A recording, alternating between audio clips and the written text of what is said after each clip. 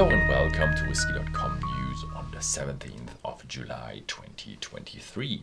And we have a number of very interesting news. Yes, this week is packed with interesting news. First of all, we have a news about sustainability with Bruichladdich. They're actually throwing out the boxing for the Classic Laddie. They're one of their biggest or the biggest selling core range product they have in terms of environmentalism, because if you don't produce it, you don't have to throw it away. And then they get a little bit of a redesign. The redesign also includes that the bottle is done from 60% recycled glass, and also they want to reduce the size of the glass. So what you don't produce, you don't have to throw away. Also the coating, the iconic blue-green coating of Bruichladdich is going organic, so it can decay better, although I think most of the glass is recycled, so that organic would have burned away anyway. But good for them. Nice work. Hopefully we'll see more of that in the future. Then we have a Glenallachie, and they are releasing the batch number 3 of the Glenallachie 30 years cask strength. This year it's limited to 2,400 bottles and was matured in PX Oloroso American Virgin Oak casks, natural color, no chill filtration, cask strength 48.9% ABV. That is all really nice stats. The only stat that is probably not that good is it will cost probably a lot. Then we go over to Bladnoch. They are going also with ultra rare and expensive whiskey in the ultra rare collection called Sambla, Gaelish for the word symbol, and they want to bring out 3 bottlings for the 3 generations that actually shaped Bladnoch. Then we go to Benromach, and they are bringing out a new contrasts series. And this time we're having a look at the contrasts between casks creation. When you make a cask, you need staves, and staves need to be dried. First, the first contrast is the air-dried staves, the normal one, and then we have the kiln-dried virgin oak cask. So we have virgin oak cask that is either air-dried or in a kiln.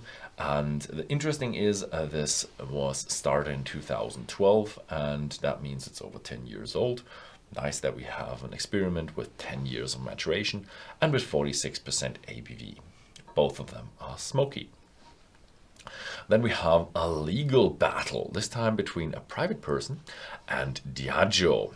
We've already seen this legal battle in the US, but now it's happening in the UK as well.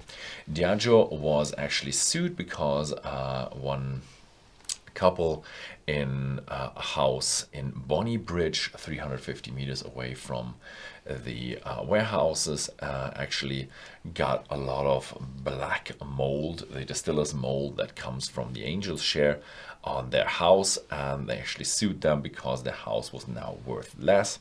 And in 2019, Diageo still denied these claims, and now a judge actually ruled in favor of this couple, and now I think damages, I'm not a legal guy, so I think the damages have to be paid by Diageo, which is kind of an open door now, because everybody in that neighborhood can claim that they have damages on their house, which they probably do. So this is a bit of an open door for Diageo to pay a lot of money to these people who live near their warehouses. In terms of the US, in Tennessee, inhabitants have also sued Jack Daniels because of damages to their houses, but this legal battle is still ongoing. But the precedent in UK might influence the US. We don't know. Let's have a look. I'll keep you updated.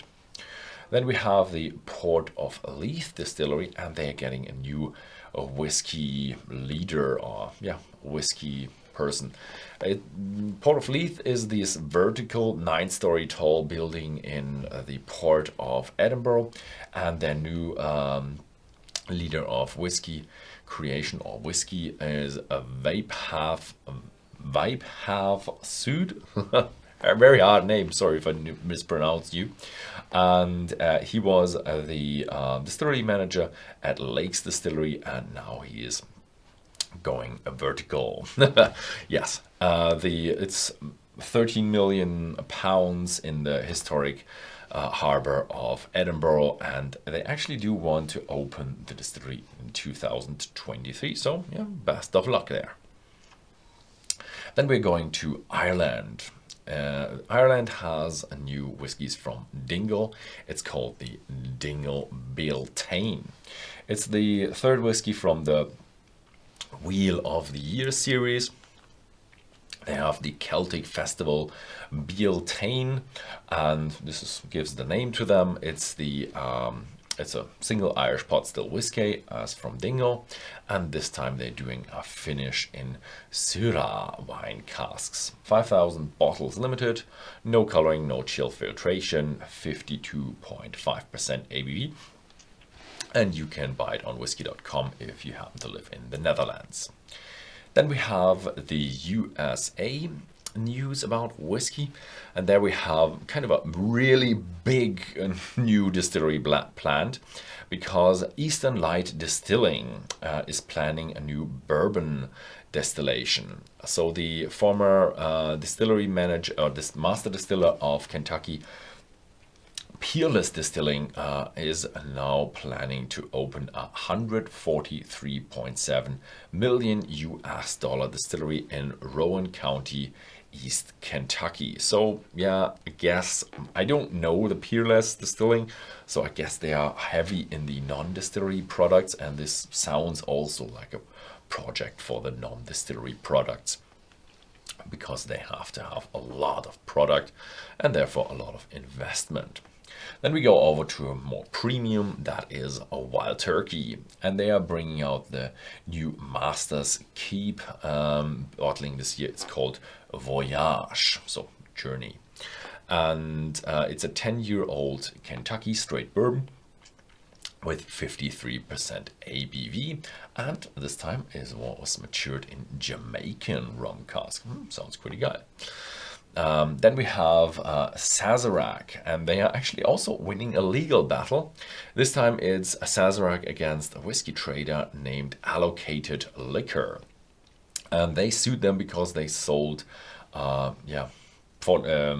forged whiskey, like counterfeit whiskey, and that was from the distillery of Buffalo Trace, which belongs to Sazerac, and that has a brand called W.L. Weller, and it was about small miniatures that were really high in price.